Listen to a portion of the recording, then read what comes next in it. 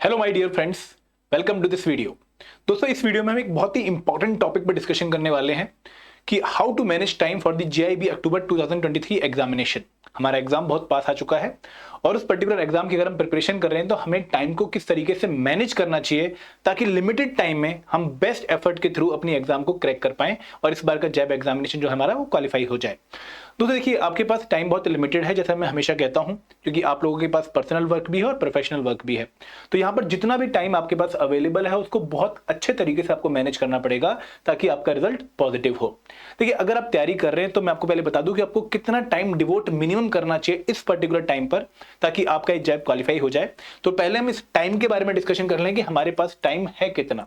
देखिए, अगर मैं एक नॉर्मल एस्पिरेंट की बात करूं, ठीक है, जो इस एग्जाम को क्रैक करना चाहता है, तो वो दो स्लॉट में पढ़ सकता है। एक है मॉर्निंग स्लॉट और दूसरा है इवनिंग स्लॉट।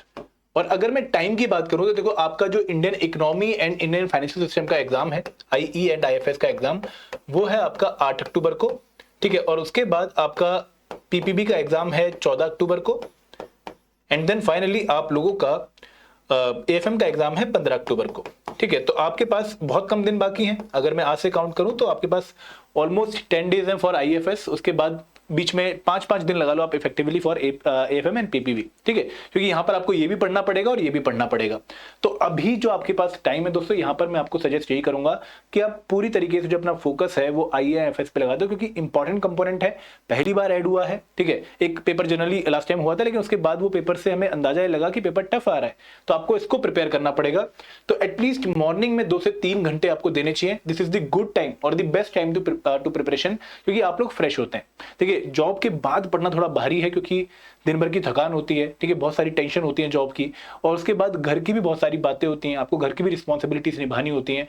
तो इवनिंग में पढ़ना थोड़ा सा डिफिकल्ट हो जाता है एज कंपेयर टू मॉर्निंग, ठीक है। थोड़ा सा जल्दी जो है उठिए और कोशिश करिए कि भाई अगले कुछ 15-20 दिन 1 घंटे कम नींद लें ताकि हमारी इस एग्जाम की जो टेंशन है वो परमानेंटली खत्म हो जाए। तो यहां पर मॉर्निंग में 2-3 घंटे, 5 से 8 हो गया, ठीक है, या फिर 6 से 9 हो गया, या फिर 6 से 7 आप घर पे पढ़ रहे हैं, देन जब आप ट्रेवल कर रहे हैं उस टाइम पर आप पढ़ाई करें। तो इस तरह का कोई शेड्यूल बना लीजिए। दोस्तों, एक और बात कि इवनिंग में अगर आप लिमिटेड टाइम दे सकते हैं तो बहुत बढ़िया है, लेकिन लिमिटेड कितना, मिनिमम 1 घंटे का टाइम तो आपको इवनिंग में देना ही पड़ेगा, जहां पर आप लोग इनमें से कोई एक कंपोनेंट उठा के भी प्रिपेयर कर सकते हैं। देखिए, कम से कम 4 अक्टूबर या 3 अक्टूबर तक आप लोगों को दिन में दोनों कंपोनेंट पढ़ने चाहिए, ठीक है। मतलब एक कंपोनेंट मॉर्निंग में, ठीक है, आईएफएस वो आपका मॉर्निंग वाला कंपोनेंट रहेगा, और इवनिंग में आप लोग एएफएम या पीपी में से कोई भी एक कंपोनेंट चूज कर लीजिए जिसमें आप थोड़े वीक हैं, ठीक है, जिसमें आपको लगता है कि आपका हाथ थोड़ा टाइट है, ठीक है।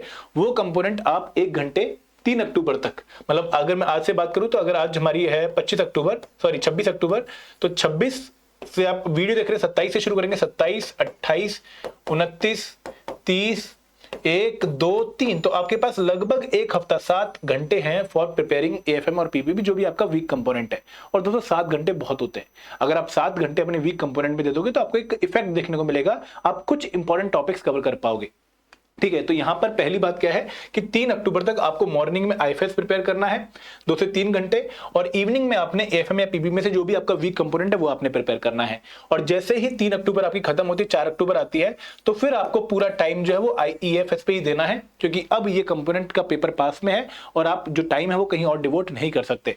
अब वहां पर भी टाइम कैसे डिवोट करना है, 2-3 घंटे आपने डेली जो मॉर्निंग वाले मैंने आपको बोला है वो आपने देने हैं फॉर कवरिंग न्यू पोर्शन, वो पोर्शन जो आपने अभी तक कवर नहीं किया है। फॉर एग्जांपल, अगर आपने इन 7 दिनों में 2 से 3 घंटे मॉर्निंग में देके मॉड्यूल ए और मॉड्यूल बी कवर कर लिया है, तो अगले जो 3 दिन बचे आपके पास, 4, 5, 6 और 7, जो 4 दिन आपके पास बचे, इनमें आपको जो नया पोर्शन सी और डी वाला पोर्शन है मॉड्यूल का वो कवर करना है।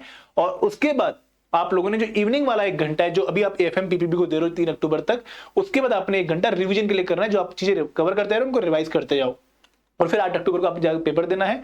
और दोस्तों, ट्रस्ट में अगर आप ये प्लान फॉलो करोगे तो आपको बहुत अच्छा इंपैक्ट देखने को मिलेगा। मैं आपको अलग से एक बार फॉलो करके दिखा देता हूं कि किस तरीके से आपको फॉलो करना है। देखिए, आईई एंड आईएफएस कंपोनेंट की मैं बात कर रहा हूं, ठीक है। इस पर्टिकुलर कंपोनेंट के लिए आपको क्या करना है, मैंने जो आपका प्लान है उसको 2 शेड्यूल में बांट दिया है। एक है टिल 3 अक्टूबर और दूसरा है फ्रॉम 4th टू 7th अक्टूबर, ठीक है। मैं बहुत ही प्रैक्टिकल प्लान आपको बताऊंगा। 3 अक्टूबर तक आपने मॉर्निंग में लगभग 3 घंटे कोशिश करना है कि निकाल लें एटलीस्ट 2 to 3 ओवर आप डेली निकाल लें फॉर द मॉर्निंग पीरियड, ताकि आप यहां पर कोई टॉपिक कवर कर पाए। आप टारगेट रख लीजिए कि भाई मॉड्यूल ए और मॉड्यूल ए प्लस बी मुझे कवर कर लेना है इस पर्टिकुलर टाइम पे, ठीक है। अब जो 4 से 7 अक्टूबर, क्योंकि यहां पर आप क्या करो, यहां पर जो इवनिंग वाला स्लॉट है, मैं आपको एक बार हल्का सा आइडिया देता हूं, जो इवनिंग वाला स्लॉट है वहां पर आप एएफएम या पीपीपी पढ़ रहे हो इस टाइम पर, मैंने आपको वही सजेस्ट किया है कि भाई जो भी कंपोनेंट आपका वीक एंड में से आप वो पढ़ लीजिए उस टाइम पर। क्लियर है। अब 4 से 7 अक्टूबर क्योंकि एग्जाम पास आ गया, 8 अक्टूबर का आपका एग्जाम है, तो यहां पर मॉर्निंग में भी और इवनिंग में भी दोनों ही टाइम पर आपको आईईए एंड आईएफएस पढ़ना है। मॉर्निंग में अगेन जो 2 से 3 घंटे मैंने बोले हैं वहां पर आप module C plus D cover कर लीजिए, और इवनिंग में जो आपको टाइम अभी आप एफएम और पीपीबी दे रहे हैं वो टाइम आप रिवीजन में लगाइए फॉर दोस पोर्शन जो आपने आईएफएस का कवर कर लिया है, मतलब ये वाला पोर्शन आपका रिवाइज होगा, ठीक है, प्लस जो ये पोर्शन कवर हो जाएगा वो भी आपका रिवाइज होगा। तो ये पर्टिकुलर सिचुएशन आपको फॉलो करनी है। तो अगर मैं बात करूं आपके बाकी कंपोनेंट्स की, क्योंकि हमारे पास 2 और बहुत इंपॉर्टेंट कंपोनेंट हैं, पीपीबी एंड एएफएम, ठीक है।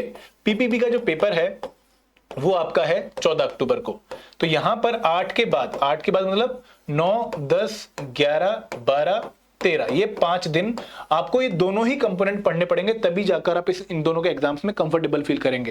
तो दोस्तों यहां पर ज्यादा पैनिक नहीं होना है, ठीक है, बहुत टफ शेड्यूल नहीं बनाना है, ऐसा शेड्यूल बिल्कुल भी नहीं बनाना है जो आप फॉलो ना कर पाओ। देखिए अल्टीमेटली हमें अपनी प्रैक्टिकल सिचुएशन का ध्यान रखना पड़ेगा, जो हमारे पास टाइम है उसी टाइम को हम एलोकेट कर पाएंगे ना, कोई नया टाइम तो बना नहीं पाएंगे।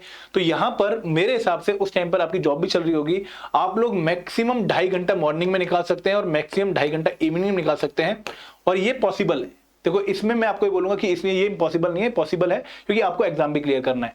तो अगर आप 2.5 घंटे 5 दिन मॉर्निंग में दो और फिर 2.5 घंटे 5 दिन इवनिंग में दो, तो आप कंफर्टेबल पोजीशन में होंगे कि आप लोग इंपॉर्टेंट टॉपिक भी प्रिपेयर करोगे, ठीक है।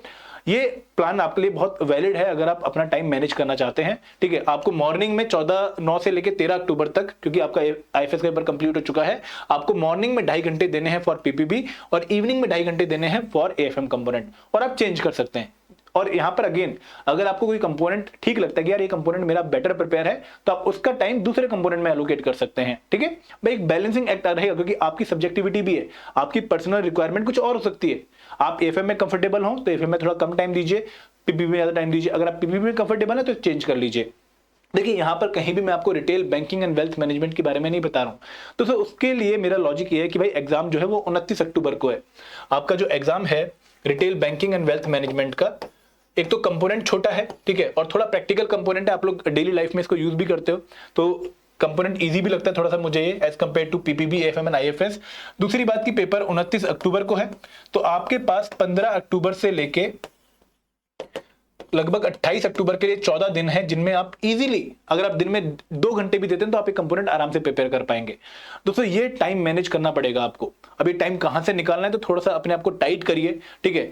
3 घंटे मॉर्निंग में और शाम को 1 घंटे आप 4 अक्टूबर या 3 अक्टूबर तक देना शुरू करिए। उसके बाद जो नेक्स्ट वीक पड़ेगा, मतलब जो आपका 9 तारीख से लेकर 15 तारीख वाला वीक पड़ेगा, वहां पर थोड़ी सी सिचुएशन टाइट है, लेकिन अगर 1 हफ्ते हमने मेहनत कर ली तो हम 6 महीने का जो पेन है दोबारा से जैब क्लियर करने का वो शायद दूर कर पाएंगे। दोस्तों एक सजेशन मेरा और रहेगा यहाँ पर कि इन टाइम्स में, मतलब जो 3 घंटे का टाइम में बोल रहा हूँ, शाम को 1 घंटे का टाइम में बोल रहा हूँ, वहां पर भी जितनी प्रैक्टिस हो सके उतना आपको ज्यादा जो है फायदा मिलेगा। थोड़ा पढ़िए और उसके ऊपर क्वेश्चन प्रैक्टिस करिए, थोड़ा पढ़िए उसके ऊपर क्वेश्चन प्रैक्टिस करिए। और सबसे इंपॉर्टेंट सजेशन ये है कि आप लोगों ने यहाँ पर हार्ड वर्क को रिप्लेस करना है विद द स्मार्ट वर्क। ये मेरा पॉइंट क्या है, ध्यान सुनिएगा, कि कई बार हमारी अप्रोच ये होती है कि यार सारे टॉपिक प्रिपेयर कर लो, कहीं से भी क्वेश्चन आ सकता है, बट यहां पर आपने वही अगेन 80-90 नंबर नहीं लेकर आने।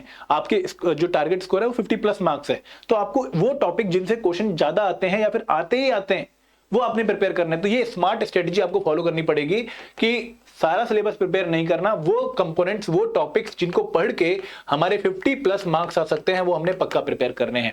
तो ये गलती हम हमेशा करते हैं कि हम हर कुछ करने चले जाते हैं, फिर कुछ भी नहीं होता है। वो मिस्टेक नहीं करनी है, जो भी पढ़ो अच्छा पढ़ो, उसके क्वेश्चन सॉल्व करने में कैपेबल हो, ये आपकी सिचुएशन होनी चाहिए। ऐसा ना हो कि सब कुछ पढ़ा हुआ है, क्वेश्चन किसी का भी सॉल्व नहीं हो रहा है, ठीक है। तो यहाँ पर ये अप्रोच आप लोगों ने फॉलो करनी कि थोड़ा पढ़ना है लेकिन अच्छा पढ़ना है, और वो टॉपिक पक्का पढ़ना है जिनसे एग्जाम में क्वेश्चन आते हैं। दोस्तों एक सजेशन और लास्ट सजेशन है, ठीक है, मैं बहुत सारे सजेशन देता हूं but this is again a very practical suggestion. मैं हाइपोथेटिकल बात नहीं करूंगा, जो चीज मुझे पता है मैं उसी को आपको गाइड करूंगा। लास्ट सजेशन मेरा ये है कि छोटे छोटे नोट्स आप अगर बना सको तो बहुत बेटर रहेगा। 1 पेज अगर आप नोट्स बना सको, क्योंकि लास्ट मिनट में रिवाइज करने में हेल्प करता है। और पीपीबी जैसा कंपोनेंट हो गया, IFS जैसा कंपोनेंट हो गया जो कि फैक्चुअल कंपोनेंट है, बहुत सारे डाटा हैं, बहुत सारे फिगर्स हैं, वो आपको लास्ट मिनट में नजर मारने पड़ेंगे। तो इसके लिए 1 पेज या 2 पेज के नोट्स बना लिया करो, ठीक है।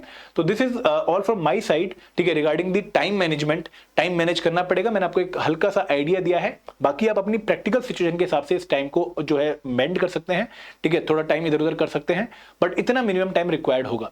तो सर एक और बात कि अगर आप लोग एक कोर्स के थ्रू प्रिपेयर करना चाहते हैं तो हमने IFS का लाइव क्रैश कोर्स लॉन्च किया है, जहां पर सिर्फ 21 घंटे में हम आपको एक पूरा कंपोनेंट इस तरीके से प्रिपेयर कराएंगे कि आपके 50+ मार्क्स एग्जाम में पक्का आ जाएं। और यहां पर आपको ना सिर्फ 7 लाइव क्लासेस मिल रही हैं 3 घंटे ईच की, बल्कि आपको चैप्टर वाइज क्विज, मैकमिलन के 45 चैप्टर के quiz plus 5 full length mock भी मिलेंगे, और इनको फॉलो करके आप लोग 50+ मार्क्स लाने में पक्का कैपेबल होंगे। तो 27 सितंबर 2023 से हमारी क्लासेस स्टार्ट हो रही हैं। मॉर्निंग में 6 से 9 क्लासेस हैं, और ये कोर्स एक कंप्लीट पैकेज है फॉर द IFS एग्जामिनेशन। तो अगर आप इसको ज्वाइन करना चाहते हैं तो लिंक डिस्क्रिप्शन बॉक्स में दिया गया है, आपको JAIIB 70 JAP 70 coupon code use करना है, and you can avail 70% discount on this particular course. और 700 के आसपास आपको एक कोर्स पड़ेगा, लेकिन ये कोर्स आपकी पूरी हेल्प करेगा। This is all from my side, thank you very much. जय हिंद, जय भारत।